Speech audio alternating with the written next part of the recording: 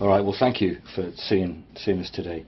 And as you know, we want to talk really about ideas of anarchism and your thoughts on anarchism. And it's going to be a rather wandery chat. Okay. But hopefully we'll get somewhere. Yeah, you never know. All right. I think in the middle 90s, in an interview that you gave, you talked about one of the problems with anarchism was that maybe it was too negative. It criticised but didn't offer a positive. Well, I don't. If I said that, I shouldn't have, because I don't agree with it. Right. In fact, you can take a look at the shelf up there. Yes, I was. Yeah. I mean, there are anarchist studies which offer proposals for society in such meticulous detail that they go beyond anything plausible, in my view. Like Abad de Santillán is a famous case. Who, in 1936, I guess, wrote a critique of the anarchist revolution in Spain, and he was an Argentine anarchist who was in Spain, and he it's called After the Revolution or something like that, and he laid out a very detailed program for what a largely anarcho-syndicalist vision of Spanish society, or for that matter any society, ought to be like. And there are many other proposals. I mean, I think the question about detailed planning for the future is not so much can we do it? Sure, we can do it in lots of different ways, but whether we know enough about human beings, about society, about institutions, the effects of introducing institutional structures into human life. Do we know enough about that to be able to plan in any detail what a society should look like, or should it be an experimental, guided by certain general ideas about liberty and equality and authority and domination, and just let people explore different ways of working through this maze and see what comes natural to them, how much variety there should be. What are you going to do with people who don't want to work, or people with criminal tendencies, or people who don't want to go to meetings, and there's millions of questions that come up. To what extent do you want to interchange jobs or delegate responsibility on the basis of interest and talent and so on? I mean, if somebody wants to be a carpenter or a nuclear physicist or a pianist, and somebody else wants to be an administrator, do you necessarily require that they interchange jobs as a matter of principle, even if they're all happy, or if they don't? I don't think we know.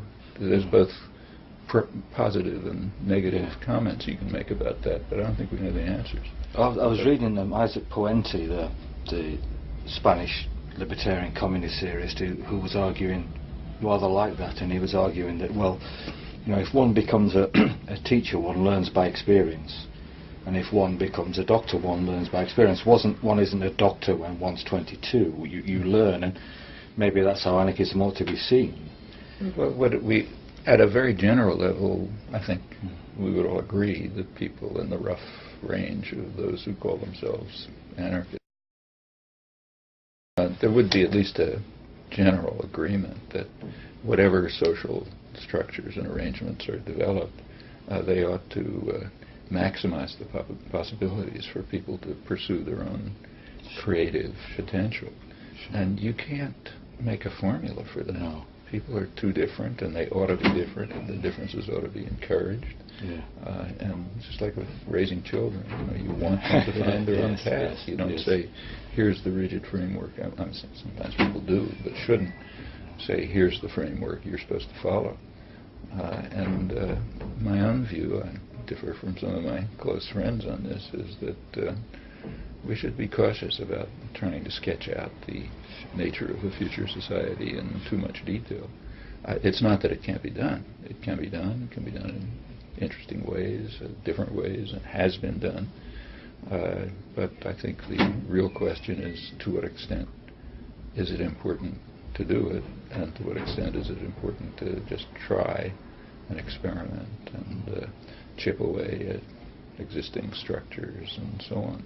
Actually, another problem, which I think must be faced is that at any particular point in human history, people have not understood what is oppression. Mm-hmm. It's something you learn. Mm-hmm. I mean, if I go back to my, say, parents and say my grandmother, she didn't think she was oppressed by being in a super patriarchal family where the father would walk down the street and not recognize his daughter when she came because you're not supposed to, not because he didn't know who she was, but because you don't nod to your daughter. So it didn't feel like oppression. That just felt like the way life works. I mean, what psychic effects it had internally, that's a complicated question. But as anyone involved in any kind of activism knows, say the women's movement, I mean, one of the first tasks is to get people to understand that they're living under conditions of oppression and domination. Mm-hmm. It isn't obvious. No. And who knows what forms of oppression and domination we're just accepting without even noticing them. And at some further stage of self-enlightenment and communal understanding, we'll we have to deal with. And we can't plan for them if we don't know about them. Linked to that, then, Emma Goldman, as she grew older and feared for the fact that there may not be an immediate revolution, became very influenced by, I think, Gustav Landauer, who talked about that the state isn't just out there, it's inside us, that we have to become ourselves as free as we can be in capitalism. That in fact that she was always worried that there may be a chance that people won't be ready for revolution, and that there is a way of developing the politics of the personal, so maybe more people could be ready to experience that life that's possible. That's quite true. I mean, people, in fact, there are, the people who understand this the best are those who are carrying out the control and domination. I mean, in the more free societies like the United States and England, where popular struggles have won a lot of freedom over the years, and the state has limited capacity to coerce, it's very striking that it's precisely in those societies that elite groups, the business world, state managers and so on, recognized early on that they're going to have to develop massive methods of control of attitude and opinion, because you can't control people by force anymore. And therefore you have to modify their consciousness so they don't perceive that they are living under conditions of alienation, oppression, subordination, and so on. In fact, that's what, I mean, probably a couple of $1 trillion a year spent on this in the United States, very self-consciously. I mean, from the framing of television advertisements for 2-year-olds to what you taught in graduate school economics programs. It's designed to create a kind of a consciousness of subordination, and it's also intended specifically and pretty consciously to suppress normal human emotions. So normal human emotions are sympathy and solidarity. I mean, not just for people. I mean, for stranded dolphins. It's just a normal reaction of people. And if you go back to, say, the classical political economists, people like Adam Smith, this was taken for granted. It was the core of human nature. Any society's got to deal with this. Well, one of the main concentrations of advertising and education is to drive that out of your mind.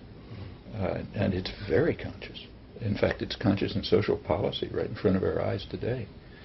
So they take the effort to destroy Social Security. Well, what's the point of that? Well, the point is, there's a lot of scam about financial problems and this and that, which is all total nonsense. And of course they want, they'd like Wall Street to make a killing, but underlying it all, I think, is something much deeper.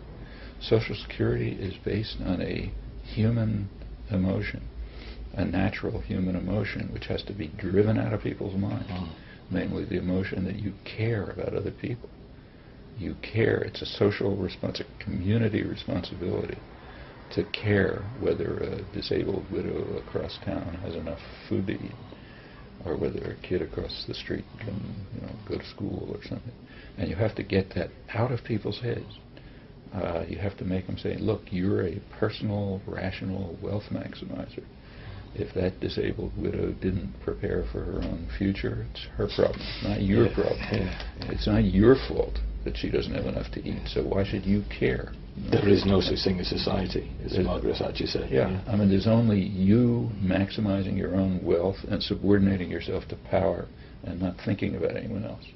And that has an effect. You can see it in attitudes. Now, just get back to your point. The same is true of those who are trying to change society to more decent forms. Yes, you're going to have to deal with people's consciousness and awareness. And as I say, every organizer knows it. I mean, take the women's movement was a striking example. It begins with consciousness-raising groups, where people talk to each other and bring out elements of their lives that they may not perceive very clearly. And it's true across the board, in educational institutions and factories, everywhere else. And it's very striking to see how this has worked over the years. I mean, if you go back to the early days of the Industrial Revolution, say like right around here, Lowell and Lawrence, the places where the textile mills were being created and so on, among the people who were drawn into the early factories, young women from the farms, Irish artisans from the slums and so on, there was an extremely radical consciousness. It was just natural. They didn't read Marx or anything like this, Anarchism or anything else. It's just the natural assumption. It's in their. They had a very free press, something that's been lost. But the free press of those days expressed, just took for granted that wage labor is pretty much like slavery, and that those who work in the mills ought to own them, obviously. Why do and that the whole factory system, industrial system, is just crushing our cultural values and creative impulses and turning us into robots and so on and so forth. All of this was understood, taken for granted. You go out to a working class neighborhood today, you won't find that. And that has to be, it's not that people have to be taught it, it has to be brought out from their inner nature, where it's been suppressed by very conscious efforts. Actually, it's very striking to see how conscious this is. So, about like a century ago, Taylorism was introduced into industry. Taylorism, Frederick Taylor was. So the idea was to turn workers into robots. So every motion is controlled, and in choices, and they become essentially robots. It was like everything else. It was initiated in the military system, because there you can carry out experiments cost-free and public and cost and take risk-taking and so on. But then it was transferred to industry, and it's the mass production system and so on. And it did. Lenin was very enamored of it. It was terrific, because it basically had the same conceptions as capitalist managers. And the idea was to robotize work. But it was very quickly recognized that, like the 1920s, that what they called on-job control, turning a person into a robot on the job, can be extended to off-job control. That is, controlling every other aspect of life the same way. So why should people not be robots in their entire life? And to be a robot means to focus on what were called the superficial things of life, like fashionable consumption, not on care for one another, not on working together to create a decent environment, not for what will the world be like for your children. Just turn you into a passive consumer, an obedient a person who pushes buttons every couple of years and is taught that's democracy, follows orders, don't think, and identify your own value as a human being in the amount of useless consumption that you can carry out. And that's off-job control. And it runs through all the institutions. And it's a huge industry. And yes, to overcome off-job control and make people realize that, your value as a human being isn't how deep you can go in debt and how many credit cards you can max out to get commodities you don't want. That's not your value as a human being. It's something else. I mean, when you go to a mall and over the weekend and you see young kids who are in their spare time, young girls usually, their spare time, what's fun, is window shopping. Yeah. Yes. I mean, that's, if they want to do it, you can't say don't do it. But what this tells you about how people's consciousness has been modified by off-job control is pretty frightening. Yes, yes. Linked to that as well, one of the things that I think is striking when you look at the history of anarchism is that at its most popular, it was almost an organic movement and answering community needs. The Jewish anarchists in New York in the 1890s, in Spain obviously, but Argentina, as you mentioned, France.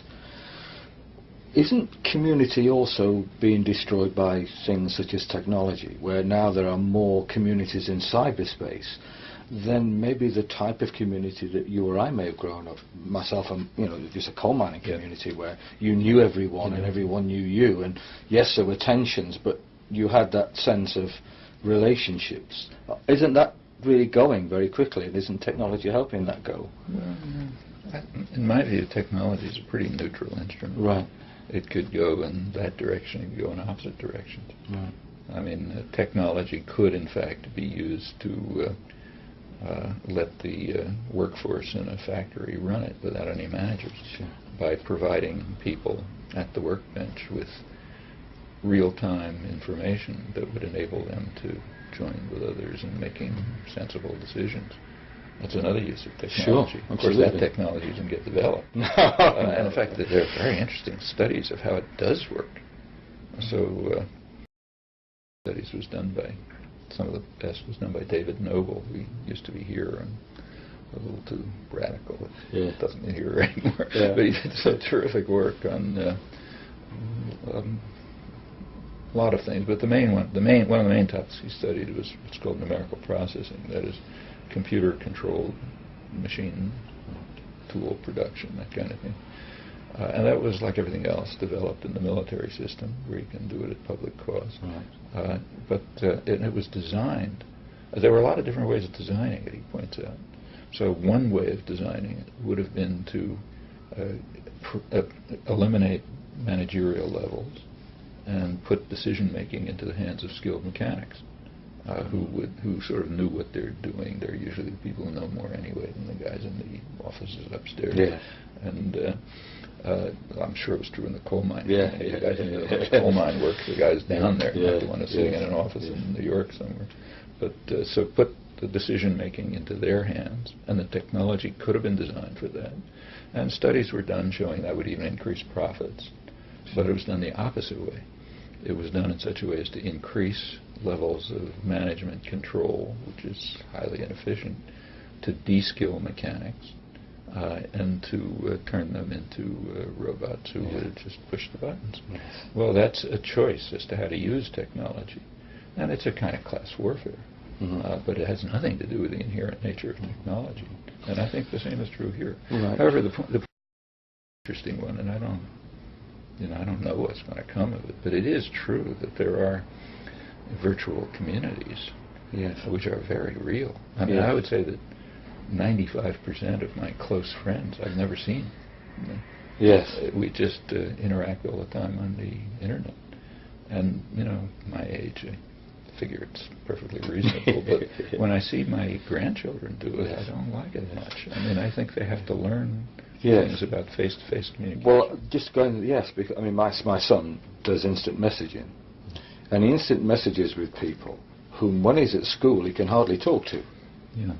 But it provides a neutral framework, but I worry enormously because I'd rather he spoke and interacted. I agree with you. I don't know what kind of effect this is going to have on young kids growing up. Right. I mean, they live in an imaginary world. Yeah. And even interacting with people who are adopting false personalities. When kids used to play Dungeons yeah. and Dragons, well, okay, I wasn't, I didn't love it, but I didn't see anything much wrong with it. On the other hand, when you're living, a lot of your life is in an imaginary world with characters who you have created themselves, and you don't have face-to-face human interactions with. That can have psychic effects, which I don't think we understand, but could be pretty malevolent. Taking that a step forward, you know that there is a tendency, certainly in the last 10 years in anarchism, we call it primitivism, anarcho-primitivism, who suggests that capitalism is so rotten, the technology involved in capitalism is so rotten, that we just ought to just get rid of the whole thing. It's so destructive, so corroding, so horrible that it's just damaging people. Let's just get rid of it and step, back or forward, in their eyes, to a more natural, organic world at one with nature. Is that possible? I mean, I sympathize with the people who say that, but I don't think they are realizing that what they're calling for is mass genocide of billions of people, because the way society is now structured and organized, urban life and so on and so forth, if you eliminate these structures, everybody dies. For example, I can't grow my own food. It's a nice idea, but it's not going to work. Not in this world. And in fact, none of us want to live a hunter-gatherer life. There are just too many things in life that the modern world offers us. But just in plain terms of survival, that's calling for the worst mass genocide in human history. Yes. And unless one thinks through these things, it's not really serious. Yes.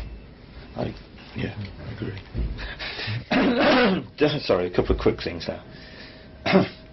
A lot of people I know into Daniel Guérin's book, Anarchism, and a slight while ago, AK Press put out his No Goes No Masters in English. It's right up there. It's a great book. It's obvious that for Guérin, he was very keen to blend what I think he felt were the best aspects of anarchism and the best aspects of socialism into this libertarian, communist libertarian socialism. Libertarian socialism is what he called it. Do you think that those two terms, libertarian socialism and anarchism, are synonymous, or do you think there are real differences? Well, I don't think you can really say, because the terms of political discourse aren't well defined. Sure. I mean, capitalism, trade, state, pick any one, they're pretty loose terms, which is okay. It doesn't make sense to try to define terms carefully when you don't have any explanatory theory to embed them in. But the fact is that we can't really answer the question. Anarchism covers too many things. Libertarian socialism covers too many things. But I sympathize with what he's trying to do. I think it's the right thing. I think if you look carefully, there are really close similarities and relationships among the anti-state, the more anti-statist, anti-vanguardist left elements of the socialist movement, the Marxist movement, in fact. Say people like Anton Pannekow and others. There's close similarities between them and some of the wings of the anarchist movement, like the anarcho-syndicalists. In fact, it's pretty hard to make much of a distinction between, say, Pannekow's workers' councils and anarcho-syndicalist conceptions of how to organize society. There are some differences, but they're the kind of differences that ought to exist among people who are working together in a comradely relationship. Sure. That's a sensible blend, sure, in my view. And I mean, the much sharper distinction is between all of these movements and the various forms of totalitarianism, like Bolshevism or corporate capitalism and so on. Yes. I mean, there you have a real break. Yes. Totalitarian structures on the one hand, free societies on the other. In fact, I think there are similarities between, significant ones, between libertarian socialism and anarchism, this blend, and even very mainstream thinkers like John Dewey. Yeah. Yes. There are striking similarities. Well, I know he was quite influenced by Stelton, the modern school, and he took a lot of those ideas and thought about and visited. His basic view was that unless we eliminate what he called industrial feudalism and turn it into industrial democracy, which means pretty much workers' control, then the whole formal democratic system doesn't really mean very much. I mean, and he comes straight out of the mainstream American history as American's apple pie. A couple of quick things. I know from reading you're very much impressed, I think, it would be good, by people like Pannekoek and Gorter, that left communist strand. I take it you don't see a danger of things like workers' councils or the work of Pannekoek or Gorter leading to another form of totalitarianism. You think that breaks from that? No, I think there's plenty of danger. Right. But there's also danger that participatory economics could lead to totalitarianism. Yes. I mean, every one of us has been in movement meetings, and we all know the dynamics. If you're whatever you're working on, putting a traffic light on the corner, or organizing resistance against the Vietnam War, whatever it may be, there's a meeting of people, and we differ in our levels of tolerance for boring activities. I mean, some people just drop off pretty fast, like me, for example. I just can't tolerate that much of it. Other people are really committed to basically controlling it. And there is a natural dynamic in which the most free, cooperative, libertarian structure can turn into an authoritarian one, just by virtue of who's going to stick around and take enough control and finally make the decisions, and everybody wants to, and so on and so forth. Those are always dangerous. The last person standing.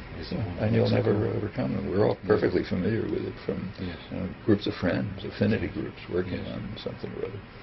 Yes. So yes, those are always problems to deal with, and you can't. There's no magic formula for preventing that from happening. Okay, and linked to that, I guess, is what you feel about the role of class in change in anarchism. It's no doubt that certainly I think in America there is a tendency in anarchism, in new anarchist thought, to see classes belonging to the past. It really isn't the most relevant loci of change anymore. How many of those people have worked in your coal mining community, let's say, or on a factory floor, or I would say data processors in industry? I mean, if those are your jobs, you don't have any problem with class. You know who gives the bosses and who gives the orders and who takes them, and you know why. You understand the capital concentration that lies behind the choice of those who give the orders and those who take the orders. Now, those are class differences. Often some other domain you can say, I don't see them, but enter into the real life of people who live and work in society, and I don't think they have much problem discerning class differences and their significance. There's a huge difference between giving orders and taking. Yeah. Yes. And even if it's true that the people who are giving orders are taking them from somewhere else, but that's the nature of totalitarian systems. I mean, it's not the top guy gives the orders to the bottom guy. There's levels of transmission through which orders are taken and given, managerial supervision and decision-making of various kinds, and that creates a whole variety of fundamental class differences. And there are plenty of people who just take the orders, or else starve. No choice. Sure. And in fact, we see class issues arising all the time. I mean, take, say, real concrete issues. Like one of the very concrete issues right now is what's called outsourcing. Mm-hmm. What attitude should people take toward outsourcing? And they're conflicting values. I mean, first of all, outsourcing is a very misleading term. Outsourcing is internal to totalitarian institutions. I mean, if GM outsources, that means they are transferring jobs to a company, a firm under their control, which is able to escape labor laws, environmental constraints, and so on, and to give them cheap inputs for the next stage of manufacturing. But that's all internal to command economies. So outsourcing is, it's kind of like a pretense that something to do with the free market or nothing. Internal workings of command economies. All right, what should our attitude be towards it? I mean, if people here are losing their jobs because you can get a worker at 10% of the cost in, say, India or China, should we be for it or against it? Well, there's arguments both ways. And I think all the arguments are highly misleading because they're accepting a framework that we shouldn't accept. I mean, if you accept the framework that says totalitarian command economies have the right to make these decisions, and the wage levels and working conditions are fixed facts, and then we have to make choices within those assumptions. Well, then you can make an argument that poor people here ought to lose their jobs to even poorer people somewhere else, because that increases, economic pie, and you go through the usual story. But why take those assumptions? Yeah. I mean, there's other ways of dealing with the problem. For example, rich people here, like people like me, for example, who are on the top few percent of the income ladder, we could cut back our luxurious lifestyles, pay proper taxes, all sorts of things. And I'm not even talking about Bill Gates. I mean, just people who are reasonably privileged. Instead of imposing the burden on the poor here and say, well, you poor people have to give up your jobs because even poorer people need them over there, we could say, okay, we rich people will give up some small part of our ludicrous luxury and use it to raise living standards and working conditions elsewhere, and to let them have enough capital to develop their own economy by their own means, and then the issue won't arise. But it's much more convenient to say poor people here ought to pay the burden under the framework of command economy totalitarianism. That's the easy way. But if you think it through, it's certainly not the only way. No. And almost every social issue you think about, real one, live one, the ones right on the table, sure, has these properties. Right. We don't have to accept and shouldn't accept the framework of domination of thought and attitude that allows only certain choices to be made. And those choices almost invariably come down to how to put the burden on the poor. Yes. That's class warfare. Yes. You don't want to call it class, don't use the word, but it's class warfare, even by real nice people like us who think that it's good to help poor workers in China. Within a framework of class warfare which preserves our own privilege and transfers the cost to the poor here. And these are critical matters of raising consciousness among very decent people, our friends. Here's a more grim question, I guess.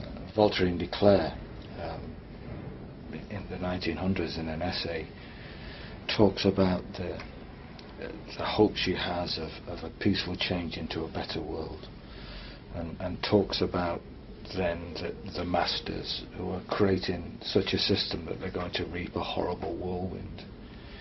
Now, are we still in a situation where a peaceful transition to a freer, better world is possible for us?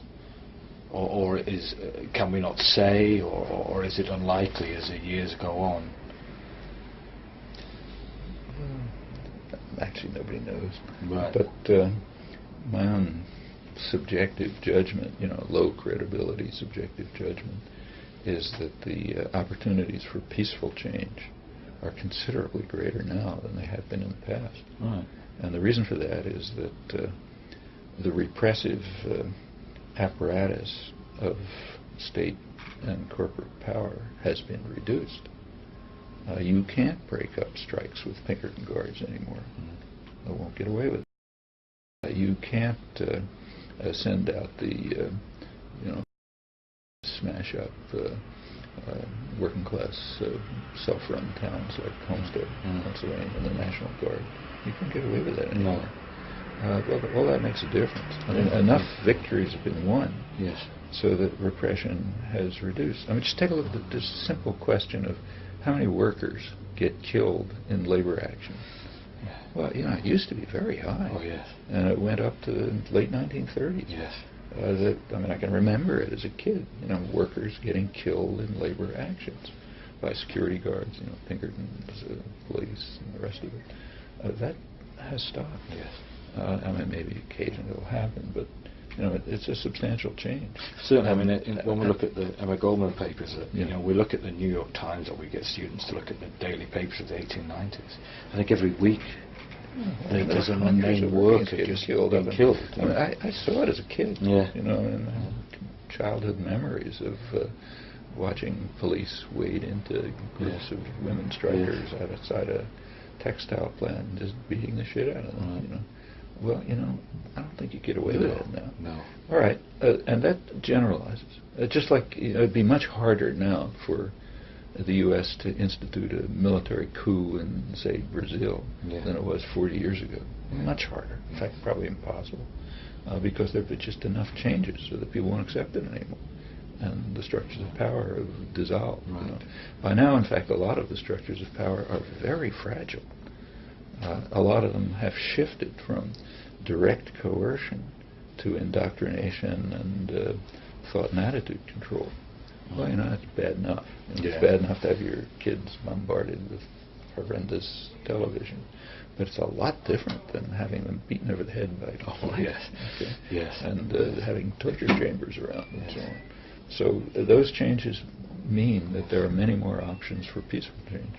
But it does make it more complex to fight back. Yeah, it makes it very complex because you have to fight out of... At least if there's a Pinkerton guard, you know who your enemy is. You know who your enemy is. And when it's your friendly executive in the soulful corporation who's really on the same side that you are and so on and so forth, then it's harder. But it doesn't mean it's impossible. No. Just a couple of days ago, I happened to be giving I hope I'm not giving personal things away, but I happen to give a talk, which I do every year, to a terrific group of mostly young labor activists in a group at Harvard, which is run by a fantastic person, Elaine Bernard, who's a real dynamic, live wire, labor activist, feminist, terrific. This program for the bringing the young labor leaders into Harvard was begun, I guess, around 1940 as part of the corporate academic reaction to this perceived threat, real threat, of significant radical labor action that might just revolutionize the country. After all, a sit-down strike is like one thought away from taking over the plant. It was really close, and it was understood. Well, part of the technique of undercutting that, as it was becoming harder to use Pinkerton guards and police and so on to smash this up, it became understood that what you have to do is socialize the rising young labor leadership, civilize them, teach them how to bring them to Harvard and do what Harvard's good at. In fact, what it does with its own students, teach them how to have polite conversations and class solidarity, and drink the right wine and just pick up the right attitudes into relations and so on. So this stick these young guys in the business school, and they'll see we're all friends and we're all doing the same thing and so on and so forth.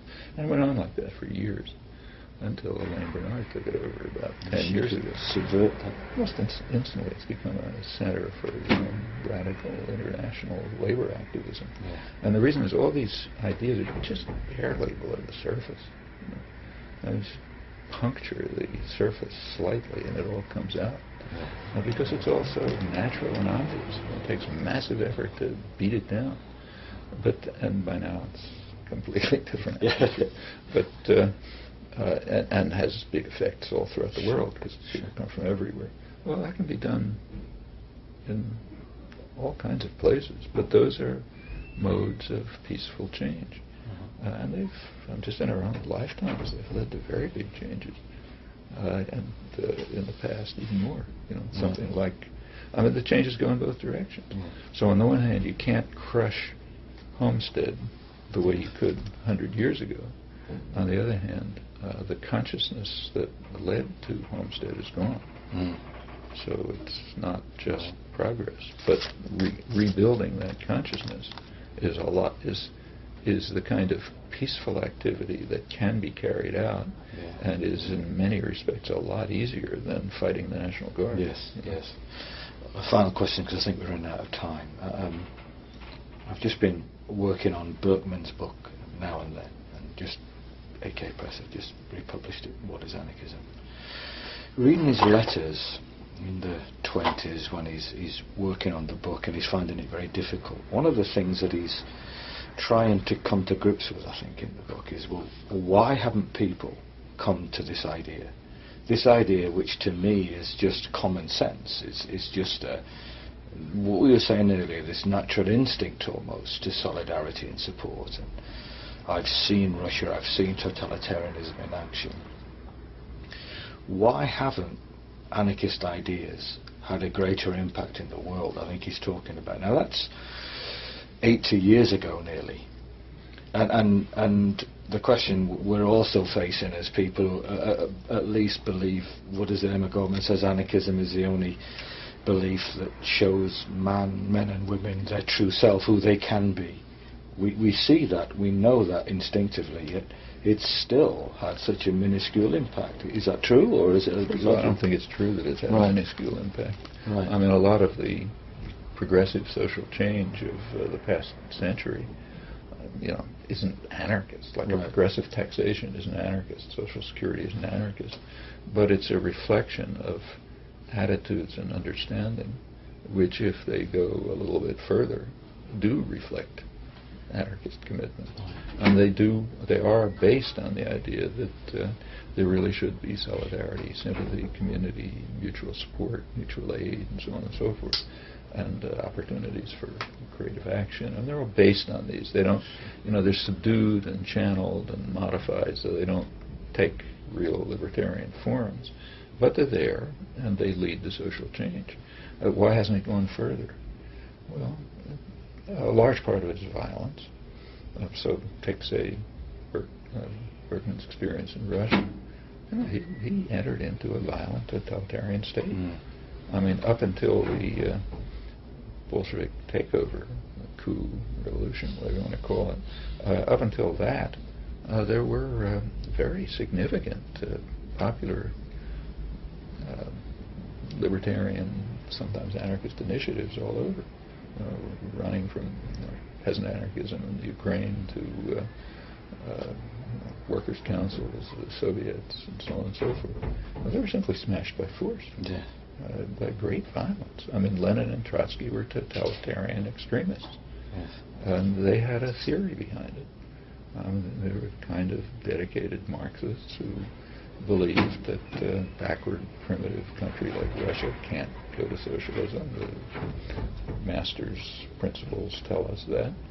And therefore we have to drive the country by force through the stages of essentially state capitalist development, and then ultimately something will happen.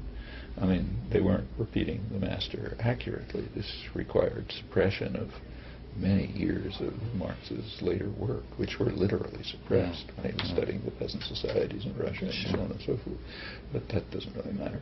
I mean, the point is they had a conception, they used it, they had the force. It wasn't easy, to destroy Makhno's movement or Kronstadt or to eliminate the Soviets and so on. It wasn't a trivial operation, but it was carried out. And Berkman saw it, and he saw a vicious totalitarian society arising very much the way anarchists had predicted. Yes. I mean, Bakunin spelled it all out. In fact, even Trotsky in his early work before he joined it said what was going to happen, as did Rosa Luxemburg and others. But it happened. And that's their variant. Our variant was different. Berkman was writing right after Wilson's Red Scare, which made the Patriot Act look like a Tea Party.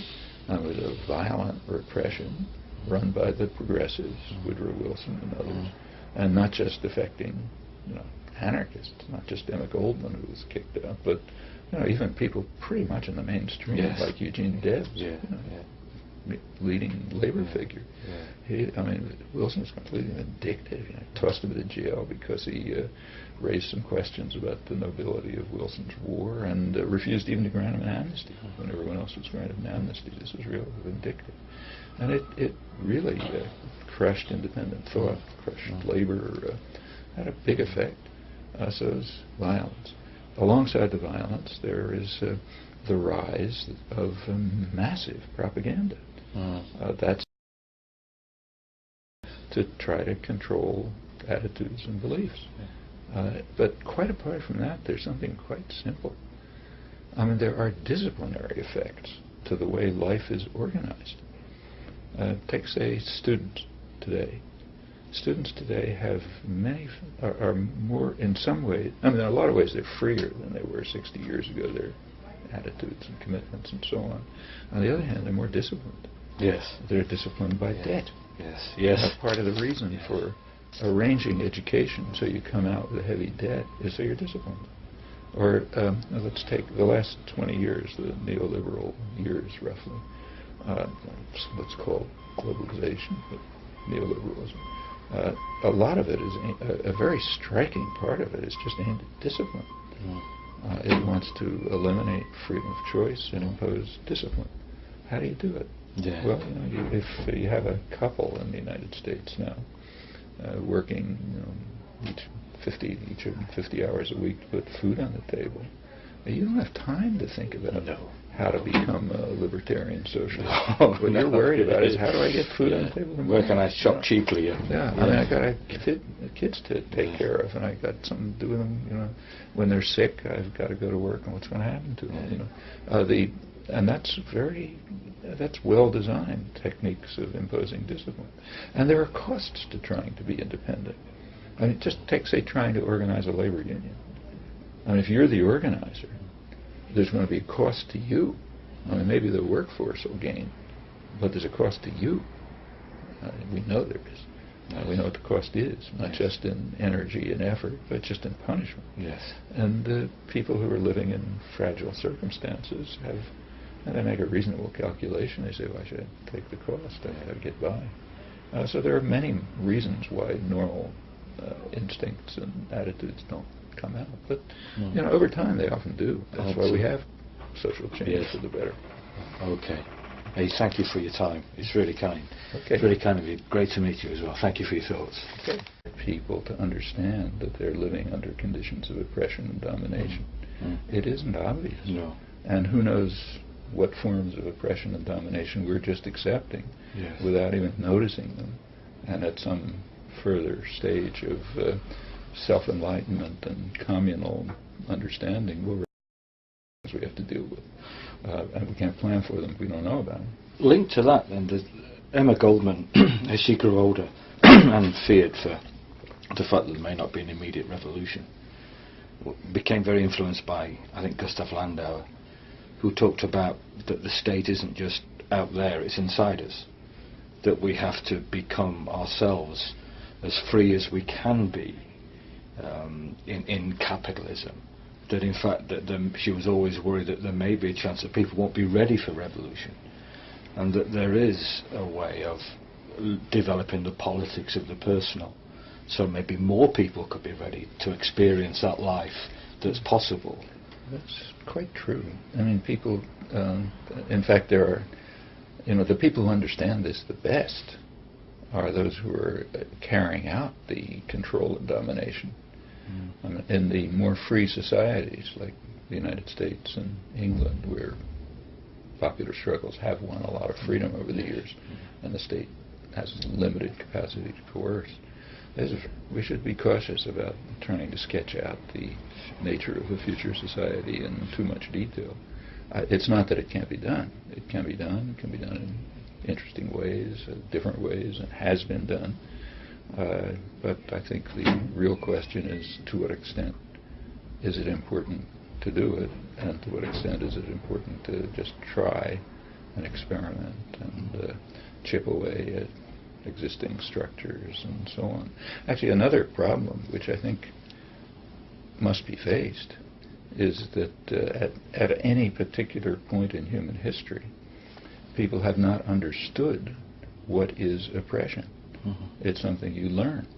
Mm-hmm. I mean, if I go back to my, say, parents and say my grandmother, she didn't think she was oppressed by being in a super patriarchal family where the father would walk down the street and not recognize his daughter when she came because you're not supposed to, not because you didn't know who she was, but because you don't nod to your daughter. So it didn't feel like oppression.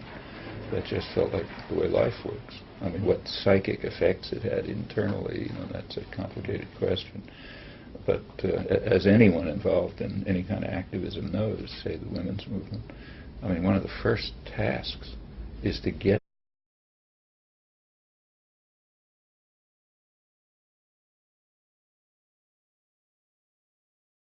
All right. Well, thank you for seeing us today.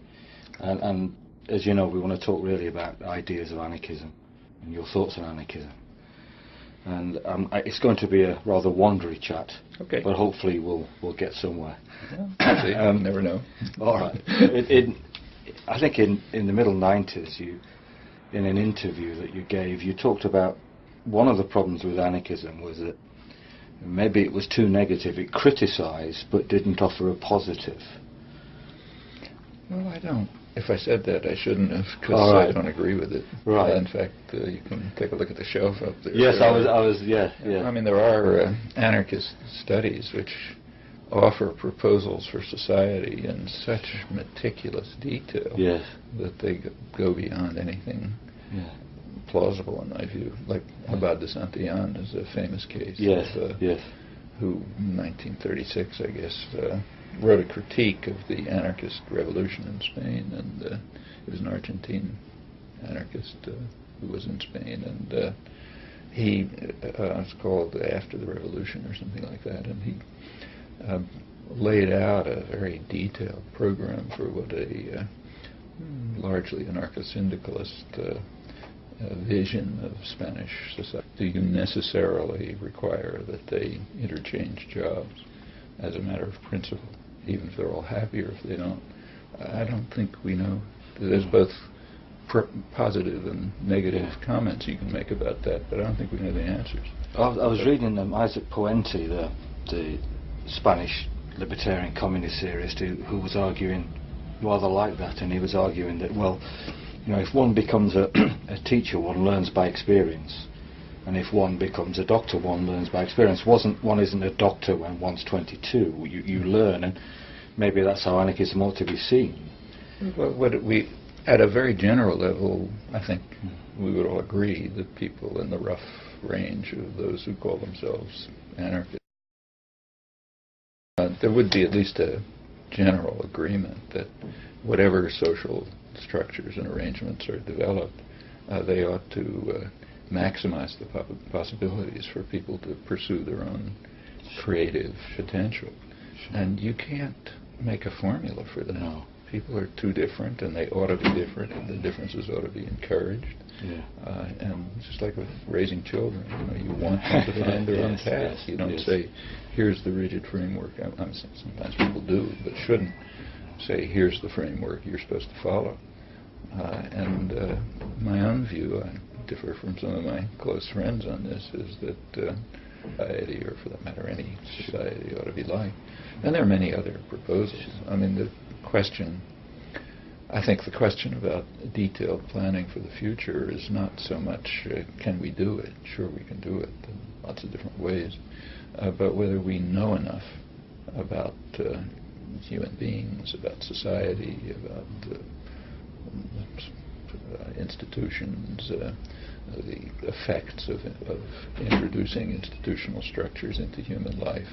Do we know enough about that to be able to plan in any detail what a society should look like, or should it be an experimental, guided by certain general ideas about liberty and equality and authority and domination, and just let people explore different ways of working through this maze and see what comes natural to them, how much variety there should be. What are you going to do with people who don't want to work, or people with criminal tendencies, or people who don't want to go to meetings? And there's millions of questions that come up.